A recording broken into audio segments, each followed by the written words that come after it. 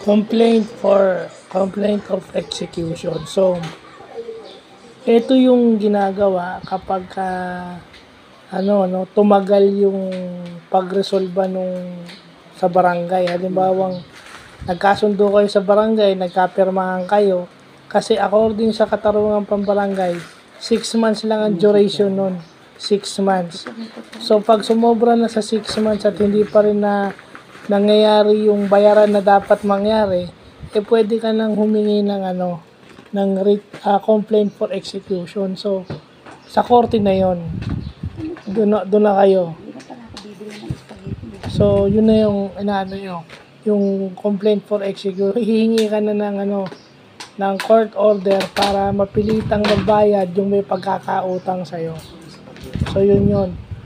Kapag hindi pa rin kayo umubra sa barangay, sa korte na kayo mag-uusap doon sa court for money claims. Yan, money claim cases na yan.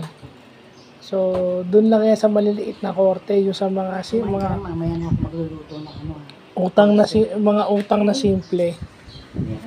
So, yun yung dapat nating malaman na 6 months lang yung sa barangay. Gusto mo kumain ng tanghalian, may kanin na dyan. 6 months yung sa barangay, 6 months lang yun. Pag sumobra sa 6 months, pwede ka nang humingi ng complaint of execution para makapag-issue ng writ of execution. Pag nag-apply ka ng complaint for execution, mag-i-issue ang korte ng writ of execution para mabayaran ka na. Okay? Yun yung prosesong umiiral doon. Well, importante alam natin yan. Kasi dapat dun pa lang sa barangay, sumusunod na kayo para hindi na kayo maabala. Gawan nyo na ng paraan.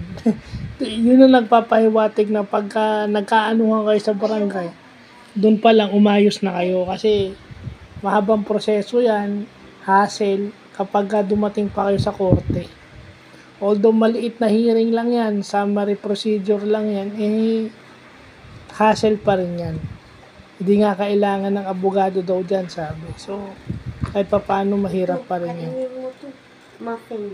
So, yun yung mga importanteng, kahit ako ngayon ko lang nalaman yan, 6 months lang pala yan pag yung sa mga pera-pera. Importanteng alam natin yan. Dapat hindi tayo maging inosente sa ganyan. So, yun lang, what a coincidence, no? Lalo na ngayon magpapasko, siyempre, iba sa inyo alam nyo na. So, pag nagkaharap po kayo sa barangay, dapat maayos na yan. So, yun lang.